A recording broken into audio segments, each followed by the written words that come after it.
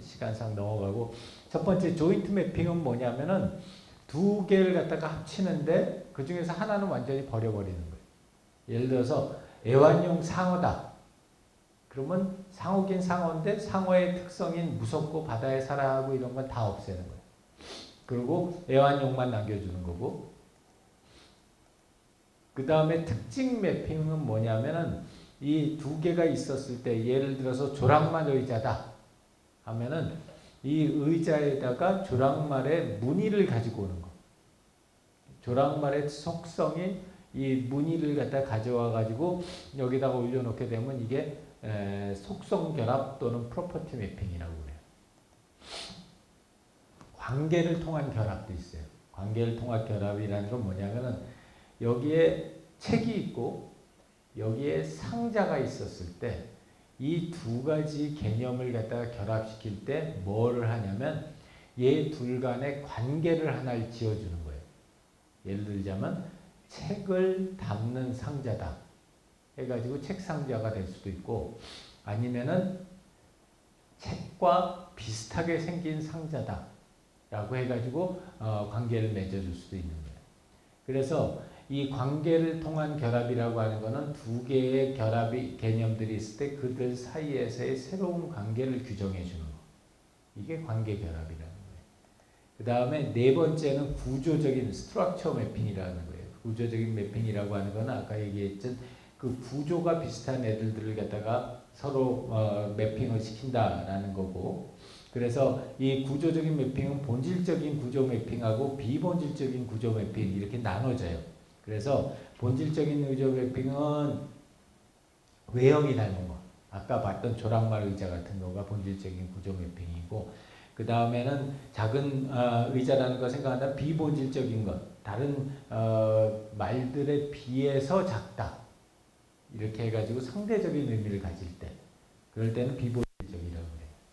그래서 이런 구조적인 매핑이 있고, 이런 네 가지 매핑을 갖다가 정리를 갖다가 해보면은 얘네들이 다 똑같은 결과가 아니라 비슷비슷하게 겹치는 애들도 많이 나와요. 그래도 결과상으로는 이런 네 가지의 차이가 있다라는 걸 갖다 여러분들이 한번 생각을 하고 한번 적용해 보는 거예요. 아, 내가 이 두 가지의 개념들을 가지고서 조인트 매핑을 하면 어떻게 될까? 프로퍼티 매핑을 하면 어떻게 될까? 릴레이션 매핑을 하면 어떻게 될까? 스트럭처 매핑을 하면 어떻게 될까? 를 갖다 각각 매핑을 해보는 거. 그렇게 하는 게 이 결합 유형이고요. 그 다음에 결합의 정교화라는 거, 개념의 정교화라고 하는 거는 하나의 개념을 놔두고서 그 개념이 사용되는 방법이라든지 보여지는 모습이라든지 이런 것들을 갖다가 좀 더 정밀하게 또는 발전되게 만드는 거. 이게 개념의 정교화, 컨셉츄얼 일레보레이션이라는 거예요. 이 큼지막하게 표시를 한 거는 우리 베이킹 소다예요. 근데 아마 집에들 가면은 베이킹 소다가 냉장고 안에 들어 있는 경우 상당히 많이 있을 거예요. 우리 집 냉장고에도 들어 있고.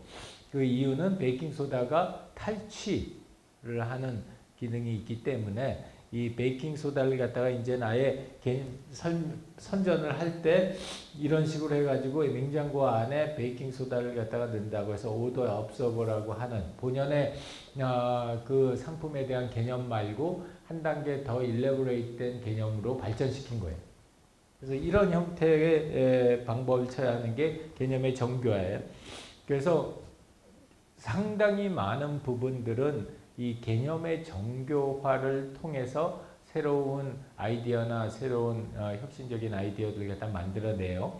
예를 들자면은 우리 E.T. 같이 이 아주 옛날 영화이긴 하지만 여기 외계인들을 보게 되면은 어딘가 모르게 사람하고 뭔가 비슷한 점들이 있어요. 조금 이렇게 사람이 아닌 걸 강조하기 위해서 좀 바꿔놓기는 했지만 이런 것들도 개념의 정교화에 대한 대표적인 예제 중에 하나인 거예요. 아, 사람이 있다. 이 사람을 베이스로 해서 조금 더 외계인틱하게 만들려면 어떻게 할까? 이렇게 가져가는 거예요. 그래서 이 개념의 정교화 부분을 갖다가 하기 위해서는 이런 식의 morphological analysis라는 걸 해요. 이런 개념이 어떻게 되는 거냐면 요 표를 보고서 여러분들이 한번 알아보면 좋은데 여기에 예를 들어서 이 표에서는 뭐라고 그랬냐면 보드게임, 새로운 보드게임을 만든다 라고 얘기를 하고 이 새로운 보드게임의 프로퍼티로 팀이 있다. 뭐 푸드에 대한 거다 아니면 패밀리 리유니언에 대한 거다 가십에 대한 거다 해서 이런 팀이 있고 누구를 위한 게임이냐 해서 시니어 뭐 컬리지 에이지 옆이 이렇게 하고 그 다음에 머티리얼을 가지고서 나일론으로 만들 거냐 스폰지로 만들 거냐 마스킹 테이프로 만들 거냐 이렇게 쭉 다양한 프로퍼티를 만들어 놓고 나서 이 프로퍼티를 랜덤하게 엮어보는 거예요. 얘랑 엮으면 예를 들어서 어떤 패밀리 리유니언의 팀을 가지고 있고 여피들을 위한 게임인데 인비지블 잉크로 만들었다. 그럼 그게 뭘까? 거기서부터 얘기를 갖다 진행해 보는 거. 그게 이 컨셉 일레보레이션을 하는 방법 중에 하나로 책들에서 소개하고 있는 방법이에요. 그러니까 기존에 이거는 다 보드게임은 보드게임인데 그 보드게임의 프로퍼티, 중요할 것 같은 프로퍼티를 여기다 정해놓고 나서 그 걔네들이 다양한 가능성들을 갖다 리스트업을 하고 그들 중에서 무작위로 여기서의 키포인트는 무작위야. 랜덤리스야. 왜냐하면 무작위로 이렇게 선정을 하다 보면 말이 안 되는 컨비네이션이 만들어지거든. 그러면 그런 말이 안 되는 컨비네이션을 어떻게 하면 말이 되게 만들 수 있을까? 라고 고민하는 과정에서 새로운 아이디어가 나올 수 있다는 거예요. 그래서 예를 들어서 여기에다가 40대 싱글 몰트족 남성을 위한 컴패니언 디바이스라고 하고서 거기에 가장 중요한 프로퍼티로 몇 개를 갖다 드는 거예요. 외양이 어떻게 생겼다, 뭘로 만들었다, 크기는 얼마나 된다, 뭐는 어떻다 해서 프로퍼티를 만든 다음에 그 프로퍼티별로 가능한 여러 가지 다양한 요소들을 만들어 놓고 걔네들을 갖다 결합을 해서 만들어낼 수 있다는 거예요. 자, 그래서 그렇게 만들어진 작업은 뭘 갖다가 통해서 우리 이런 다양한 시각적인 컴포넌트를 통해서 한번 그림으로 그려볼 수 있다는 거예요. 그런 그림으로 그리면은 좀 더 구체적인 형태의 형상이 만들어질 수 있다라는 겁니다. 자, 그래서 여러분들이 한 학기 동안 요번 일주일 동안 팀으로 한번 해봤으면 하는 거. 요번에는 PPT가 3장이에요. 3장인데 그림만 하나씩 해서 3장이에요. 한 장씩. 그래서 지금 얘기는 우리가 컨셉 트랜스퍼에 대해서도 얘기했고 컨셉 매핑에 대해서도 얘기했고 컨셉 일레보레이션에 대해서도 얘기했는데 마음대로 여러분이 고르세요. 또는 여러분들이 얘네들을 갖다가 합쳐도 돼요. 합쳐서 해본 다음에 나오는 아이디어들 중에서 한 3가지만 아까 봤던 비주얼라이제이션에서 한번 그려보는 거예요. 근데 여기서 중요한 점은 내가 무슨 기법을 여기서 사용해서 얘를 갖다가 어떻게 만들어냈다.